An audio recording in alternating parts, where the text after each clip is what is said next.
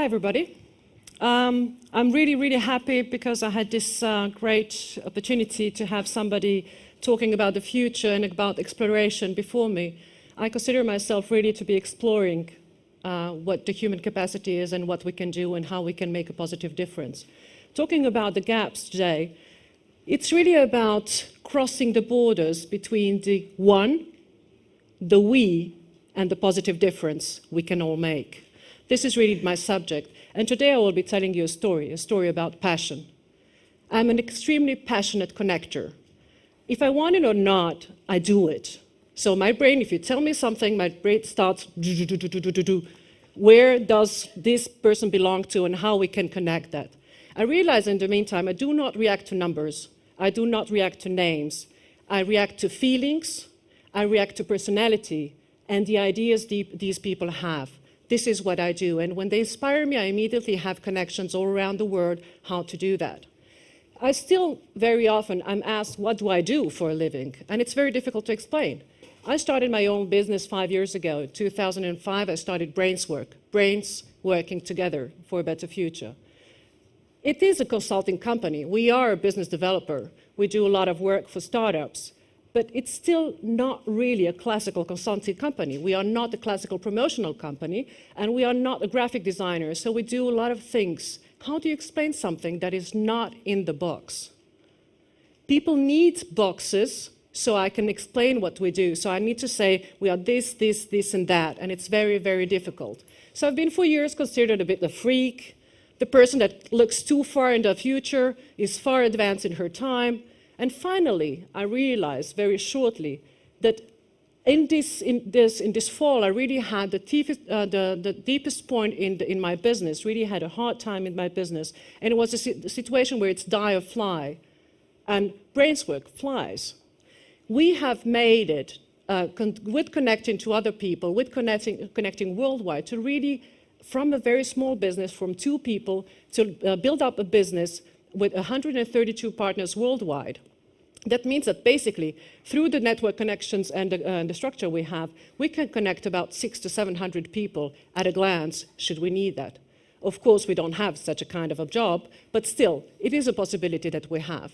So it is about the passion, about the we and the one that get connected to for making a positive difference. The problem we have today is that through Facebook, through Twitter, through all the social networks, we become a very strong we. We, the community of TEDx, we, the community of something. But what happens is that we have a problem of a person. Kind of the responsibility the person has for herself or himself towards others gets lost because we are part of a larger community. And we don't have to do that. Somebody else would do it. I'm just part of that. I'm just a member, because that's a classical network structure. In any network, you have the leaders, you have the active members, and the vast majority, which are just passive members of the network. So if I'm a member of the TEDx network, I'm kind of part of that, and I need to do nothing, because the TEDx community will do something for me. And this is my problem that I have now, is that although I am a strong connector and somebody who brings people together, we need to go back to the I, the one, and my own responsibility, what I can do, and making a positive difference. I'm absolutely convinced that every single person can make a positive difference. And we do that every single day. For example, if you think of the fact that what is it really what makes humanity survive? We can talk about all kinds of philosophical thoughts and very specific physical things. But at the end of the day, we survive because of a smile of a baby. Any of you who has children, who has a baby, or has friends that have a baby, and has gone through the fact that the baby doesn't sleep, you don't sleep, the baby constantly cries, the baby says constantly something, if it wouldn't smile, they would have a really hard time. A smile makes a huge difference in our lives. They did an exercise, or they did an experiment in a New Yorker bus, and I asked the bus driver to say hello to everybody that came into the bus. So everybody that came into the bus that morning, he said, "Hi, how are you? Good morning. How was your day today?" And it turned out that at the very beginning, everybody was like, "What's wrong with the bus driver today?" But within a very few minutes, the whole atmosphere in the bus changed completely. It was not these phases down, but it was more like a positive atmosphere. So even smiling to somebody might make a difference. And that's something you can try every now and then. It's just in the morning, you stand in front of a mirror and you smile to yourself. That might help at the very beginning. Why? Because if you are trying to travel to Mars, or if you're trying to travel to the moon, or if you are trying what I'm trying to do, to think about the year 2049 with the initiative that we did with the year 2049, it's talking about Europe, very often you're considered really to be a freak. So you need some kind of a positive feedback. You can get it from yourself on one hand, but very importantly, the network. It is the connecting, the bridging the gap between one person, the vision you have, and the majority or group you have around. Yesterday evening, by coincidence, I watched again the Forrest Gump, the movie. And you see this guy that starts running one day, just stands up and starts running and runs through the one coast and then runs to the other coast and then goes back and forth for 2 years, and then suddenly other people start joining. He had no clue why he's running in the movie. But people start running with him because they saw a meaning in something that he was doing. So he did it for another year and a half, and then suddenly he said, oh, I'm tired, that's it. And all the others kind of stayed and say, what's wrong? What's up with me? I want to go further. I want to run with you. So we do need leaders, and we do need people that have dreams, visions, are ready to fight for that, are ready to go through many, many years of really being, if you think of Mahatma Gandhi, or if you think of Galileo Galilei, all kinds of people that really had an idea, a vision, and needed supporters at some point in time to be considered as the truth or the right thing to do. Smiling to a person or making a small difference can be very different. I was born in Bosnia, and there was a war in Sarajevo in 92, 95, and my father was there. At that time, or not immediately at the very beginning, but very soon, they had no water, no electricity. I mean, when I say no water, that means that if you get a bottle, 1.5 liter bottle of water to shower and bath, that was really luck. So, of course, the first thought is you would say people will kind of get into themselves, would not wash anymore, and wouldn't kind of dress up anymore. But what was important was really this human dignity. And my father was somebody who was known for doing that. He would go out and tell people, dress up and put your makeup on, because that was part of his inspiring, or his the one person that is inspiring others who get to a we, which meant in one way or the other, resistance or showing that you're not down, you're kind of going up. Connecting very small little things that can do that. Also in the fact that this initiative that I mentioned earlier, this Incredible Europe, is about seeing Europe. I think I'm absolutely convinced European. And I think that the way Europe is functioning now is not good, and we need to change something. So I can sit down and say the EU and the governments and all of them are bad guys and bad girls. I think I need to do something. I want actions worth spreading, not just ideas, actions worth spreading. And that's how we started Incredible Europe, which means innovative, creative Europe by the year 2049. Why 2049? Because it was just exactly 40, when we started in 2009, it was 40 years from the first moon landing. And we said, okay, what is going to be the next big, small step for humanity and for mankind? And we are gathering people together. It is very similar. We kind of looked at all the best there is around. So we looked at what TED does. We looked also what the World Economic Forum does. We looked at all the best there is around and put up together a conference on one hand, but also a movement that is growing of people that actively want to do something to change and act. They give their own little step towards that change and not just consume. This is something that also happens here, basically, except for one or two things that happen, is you are consuming. We are talking, you are consuming, or I was also myself consuming. And it's about changing that into having more active approach, into having people really doing something for themselves and for their community, and with that making a positive difference. The other problem being that basically the passionate connection that I have is really I need to get inspired, of course. One of the things that I was really interested and I really wanted to have is I wanted to meet the Dalai Lama, which is not really an easy task. I mean, you sit in Vienna and it's kind of, okay, Dalai Lama, why don't you come over and I want to talk to you, and yeah. Well, finally it did happen. There were some people that did a great conference here in Vienna, and Walzel, and the Dalai Lama was there, and I had the chance to really listen to him, and it was absolutely amazing experience for myself. But on the other hand, I must say that I learned from the Dalai Lama as much as I learned from my children. There is no knowledge that is worth more than the other knowledge. It is, and also TED is about really exchanging that knowledge, getting these together, exchanging the experiences, and in this sense, it's like networking with each other, or mingling around and talking to each other, is really getting this, bridging the gaps, what they would call in the social network analysis, they would call it le vide. Yeah?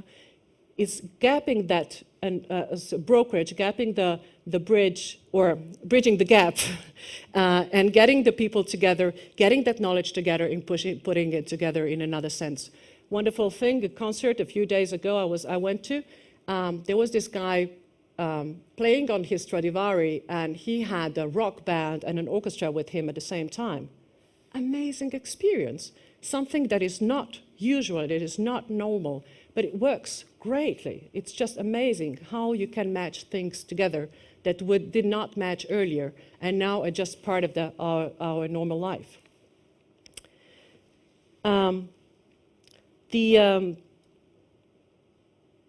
thought of that, of Europe, is one of the things that we are trying to do as a business consultant. That's something I have to do constantly, is like consulting businesses and consulting people to come further. And we're constantly comparing to the Silicon Valley and comparing to how the States are doing business.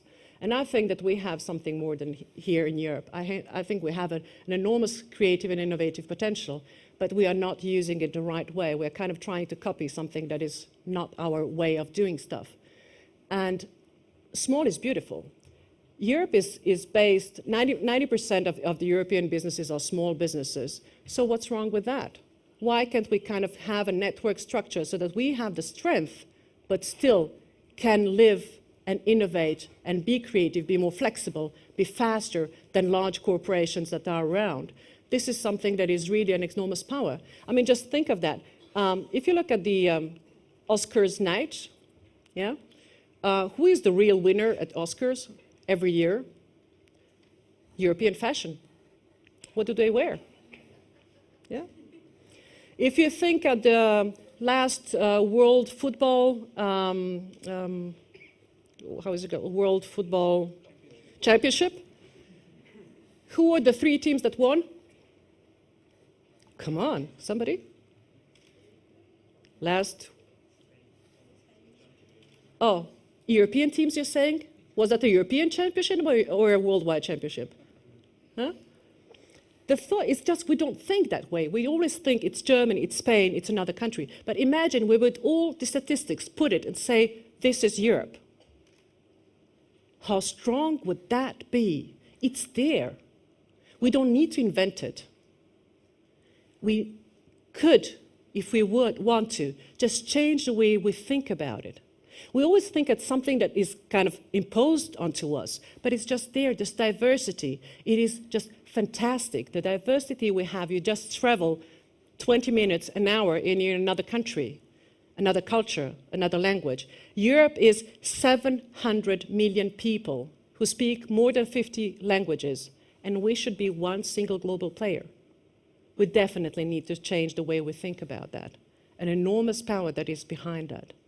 But not even thinking about such large sums. It's about really about each of you making a little step and making your life better and making the life of others better. That's something that we can really do with a little environmental changes around us. That is Kaizen Taien is a Japanese business philosophy which talks about improving daily, constantly improving your direct environment. It's not about innovation from today a really groundbreaking innovation. It's about constant innovation around you. Of course, we do need also the big innovation. But if each of you and each of us makes a small little difference, then it sums up to a lot. And if we then, as one person, and if we then connect and become a we, then we can make a much larger innovation. And if that's also with the thought of making a positive difference into the world, then we can really make something that will make our future much better. Very simple. I'm absolutely egoistic. I have children. I want my children to have a better tomorrow. So there is no something I'm kind of very altruistic and I'm thinking of something very egoistic point of view. But a story says, and this is one of the most amazing stories I've heard, a woman has 5 children. Her husband dies. She has no job. She starts cleaning up in houses. She gets really very little money. And every now and then she gets 2 slices of bread. She takes 1 slice of bread and divides it into 5 pieces, and each of the children gets 1 small little piece of that 1 slice of bread. And she eats the 2nd slice of bread. My immediate reaction is, how could you? But this is the only way for her to have, if she doesn't have enough energy, she will not be able to work tomorrow. She will not be able to bring the money that will make the education of her children secure. All of her 5 children finish school.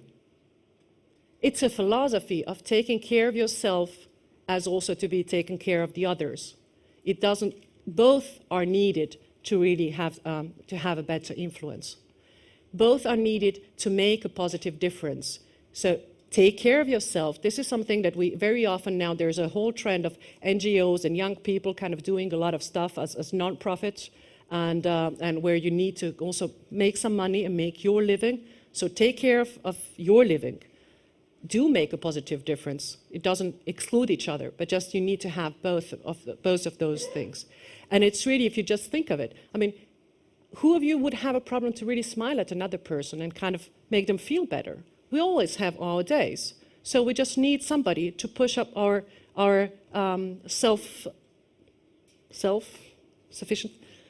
self-esteem, thank you, to feel better.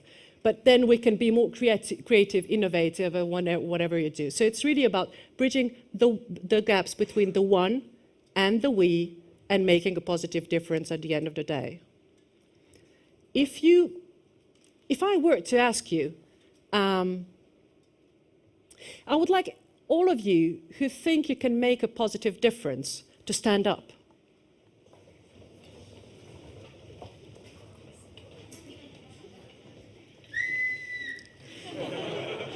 And now I would like you to repeat with me, yes, I will make a positive difference. Yes? I will make a positive difference. Thank you.